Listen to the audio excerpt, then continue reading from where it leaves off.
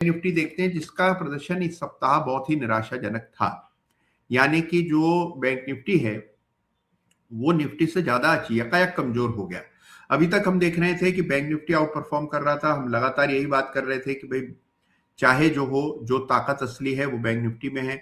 Bank Nifty ने क्या किया कि ट्रेंड लाइन तो तोड़ ही दी, साथ में गैप बना दिया। जिस तरह का गैप निफ्टी के चार्ट पर है, ठीक वैसा ही गैप वीकली चार्ट पर बैंक निफ्टी में है। और ये ज्यादा बड़ी चिंता की वजह है, क्योंकि इस गैप को हम ब्रेकअवे गैप तो कहते ही हैं, ये तो आप पहचान ही गए होंगे। लेकिन साथ में बैंक निफ्टी ने एक अहम सपोर्ट को भी तोड़ दिया है, और उस सपोर्ट के स्तर के नीचे बंदी बैंक निफ्टी में आते हुए देखी। लाइन को थोड़ा और इंप्रूव कर दें तो भी ये लाइन जो है ये 58,100 के आसपास है। बंदी जो है 57,800 के आसपास हुई है। तो यानी कि जो सपोर्ट की रेखा है उसके नीचे हमने क्लोज आते हुए देखा ऑन बैंक निफ्टी। तो bank Nifty has broken down very very seriously on the chart. तो इसीलिए ये भी एक चिंता की वजह है कि बैंक्स में अब आपको कमजोरी देखने को मिल रही। तो जो बैंक्स अभी तक अपनी ही दिशा में चल रहे थे, बाजार की गिरावट तेजी मंदी से बिल्कुल बेखबर जो नए हाइस बना रहे थे, उनमें हमने अचानक से क्रैक आते हुए देखा। तो बैंकों में कमजोरी है, बैंक निफ्टी में ब्रेकडाउन है, और ये भी नेगेटिव संकेत है जो कि बैंक निफ्टी से आ रहा है। अब एक दफे निफ्टी स्मॉल कैप इंडेक्स को देख लें कि जब चारों ओर ये विध्वंस चल रहा है तो ऐसे में स्मॉल कैप निफ्टी क्या कर रहा है। देखिए, स्मॉल कैप निफ्टी की अंडर परफॉर्मेंस तो काफी समय से चल रही है, लेकिन इस सप्ताह हमने देखा कि उस तरह का मेजर डिक्लाइन नहीं हुआ। ठीक है, 2.5% तो ये इंडेक्स भी गिरा है, लेकिन इस तरह की परिस्थिति में इस इंडेक्स को आमतौर पर और गिरने की आप उम्मीद करते हैं। तो यहां पर भी एक सपोर्ट है 8,000 के आसपास, ये टूट गया तो फिर यहां पर भी आपको 1,000 अंकों की गिरावट की संभावना बनती दिखेगी। तो स्मॉल कैप में पेन अभी भी बाकी है, और क्योंकि एक रिलेटिव आउट परफॉर्मेंस इस सप्ताह देखी तो उससे इस मुगालते में मत आइएगा कि स्मॉल कैप्स आउट परफॉर्म कर रहे हैं, इसका मतलब बाजार का टर्न अराउंड करीब है। यहां पर आपको संयम रखना है, सावधानी रखनी है, हर चार्ट को अपने मेरिट पे ट्रेड करना है, और हर चार्ट में जहां जहां एग्जिट जब जब आ रहा है, बिना बिना कोई खास विचार किए एग्जिट आ रहा है तो पहले एग्जिट कीजिए, बाद में उसको उस पर आप मंथन कीजिएगा। तो पहला काम एग्जिट करने का है अगर एग्जिट के संकेत आ रहे हैं। ये आपके सामने निफ्टी स्मॉल कैप इंडेक्स है। अब आइए इसके बाद एक बार निफ्टी माइक्रो कैप इंडेक्स को भी देख लें। ये निफ्टी माइक्रो कैप 250 इंडेक्स है। यहां पर भी आपने देखा कि 4% का ड्रॉप आया इस सप्ताह, और ये एक मेजर सपोर्ट के करीब बंद हुआ। तो गिरावट जो है वो चारों ओर है, छोटे शेयर्स पर भी उसका असर पड़ रहा है, निफ्टी पर पड़ रहा है, लेकिन इस सप्ताह जो सबसे बड़ा और चौंका देने वाली गिरावट है वो निफ्टी बैंक इंडेक्स यानी कि बैंक निफ्टी में। तो बैंक निफ्टी में कमजोरी जारी है और बाकी छोटे स्टॉक्स भी लुढ़क रहे हैं।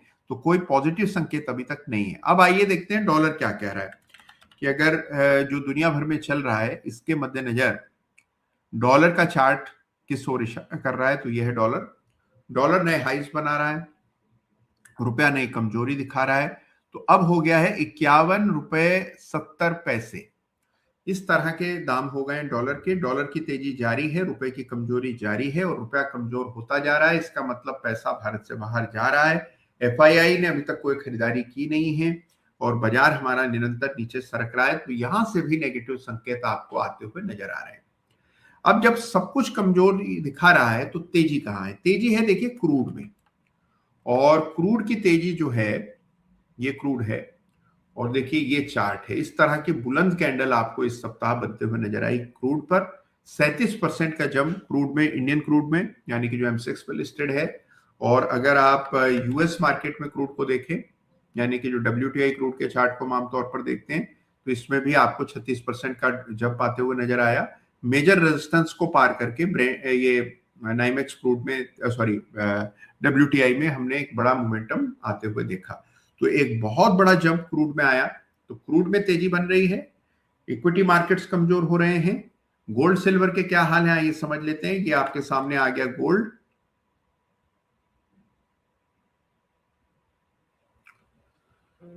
भाई ठीक है, गोल्ड अपनी जमीन संभाले हुए है, उतार चढ़ाव तो चल ही रहा है, लेकिन गोल्ड में कोई कमजोरी नहीं है। सिल्वर देख लेते हैं। ये सिल्वर है, सिल्वर भी ठीक ठाक ट्रेड कर रहा है, हालांकि 5% का ड्रॉप इस सप्ताह आया।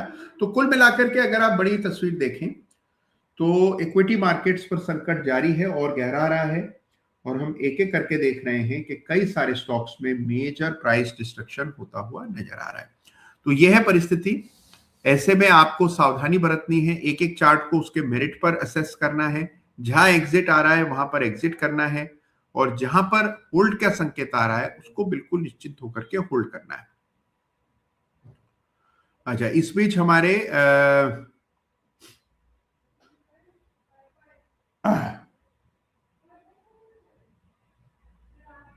वाह, ये सारू सारा साहब हैं। इनका असली नाम क्या है ये तो नहीं जानते हैं, लेकिन इन्होंने लिखा है कि राधे राधे गुरुजी, आपसे मिलकर एक वीक का नजरिया मिल जाता है, मन शांत हो जाता है। बस मन को शांत रखिए, और इस समय आपका जो फोकस है कैपिटल प्रिजर्वेशन पर होना चाहिए, और एक दो सप्ताह में जब चीजें थोड़ी सी सामान्य हो जाएंगी तब आपका फोकस अपॉर्चुनिटी आइडेंटिफाई करने पर होना चाहिए। इनफैक्ट अभी से अवसरों की तलाश में जुट जाइए कि जो गिरावट जब कभी थमेगी, जब कभी चीजें सामान्य होने लगेंगी, और सामान्य होने में कोई खास समय थोड़ी लगता है। देखिए, जैसे ही डोनाल्ड ट्रंप घोषणा कर देंगे कि ईरान के साथ हमारी बातचीत चल रही है और हमने ईरान को एक नया कुछ चेंज किया है, या कोई नया अवसर हम देने वाले हैं, या ठीक है ईरान अपना परमाणु जो कार्यक्रम है उसको छोड़ने को तैयार है और हम ईरान को बदले में ये देंगे, तो एक संधि होने में कोई खास समय नहीं लगता है। बहुत युद्ध में सबसे इंपॉर्टेंट चीज यही होती है कि वन मेजर ब्रेक थ्रू इन नेगोशिएशंस, और आप देखिए और बैक चैनल पर नेगोशिएशन निरंतर चलते ही रहते हैं। तो जैसे ही आप देखिए कि कोई भी परिस्थिति में बदलाव आता है, कोई ठोस परिवर्तन आता है, तुरंत आप देखेंगे बाजार उस तरह से रिएक्ट करने लगेंगे। तो ये मार्केट्स जो है they are at the edge of a sword, और आप देखते हैं कि जैसे ही कोई परिस्थिति बदलती है आप बड़ी तेजी से रिकवरी भी आते हुए देखेंगे। तो ऐसे में सावधानी बरतें और बहुत कोल्डली इवेल्युएट करिए हर चार्ट को। कैपिटल प्रिजर्वेशन पर फोकस होता है। हमें ये नहीं पता कि और कितना गिरेगा, हमें ये भी नहीं पता कि क्या कल रिकवरी हो जाएगी। तो दोनों ही परिस्थितियां संभव हैं, पॉसिबल हैं, पॉसिबिलिटी सारी खुली हैं, लेकिन क्या होगा ये कोई नहीं जानता है, और इसी को अनिश्चितता कहते हैं जो बाजार पर फिलहाल हावी है। तो अनिश्चितता जब होती है तो ऐसे में संयम रखना है, सावधानी रखनी है, अपने रिस्क पर कंट्रोल रखना है।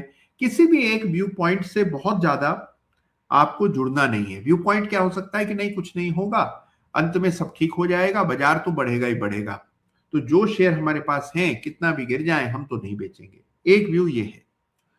दूसरा एक पूर्वाग्रह क्या हो सकता है कि नहीं सब कुछ खत्म होने जा रहा है, हम तो सब बेच देंगे, हमें तो शेयर रखने ही नहीं है, और ये बाजार कभी नहीं बढ़ेगा, अभी तो थर्ड वर्ल्ड वॉर होगी, अभी देखिए निफ्टी 10,000 हो जाएगा, 15,000 हो जाएगा। इस तरह की बातें भी आपको इस तरह के वातावरण में सुनने को मिलती है। तो आपको दोनों ही एक्सट्रीम व्यूज पर नहीं जाना है।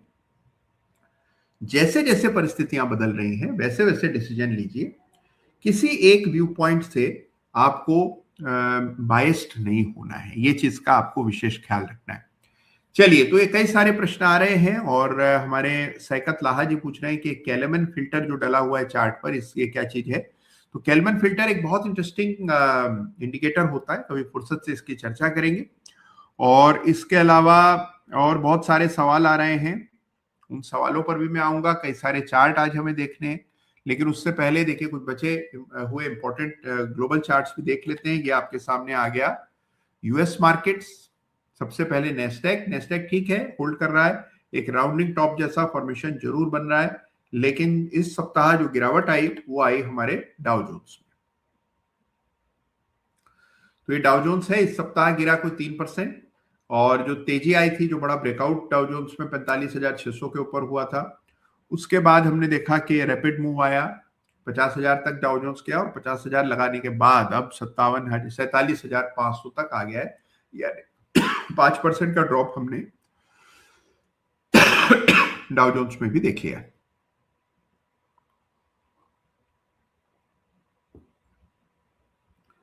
चलिए, तो ये डाउ जोन्स में गिरावट चल रही है। अब यहां सपोर्ट कहां है, देखिए जो बड़ा सपोर्ट है वो तो मैंने मार्क किया हुआ है, और उससे पहले कई सारे और छोटे सपोर्ट हैं। एक सपोर्ट आपको यहाँ पर भी 46,250 पर दिखेगा। तो ठीक है, डाउ जोन्स करेक्ट हुआ है, लेकिन कोई खास ऐसे तब्दीली ट्रेंड में नहीं हुई है, क्योंकि डाउ जोन्स तो लगातार बढ़ ही रहा था।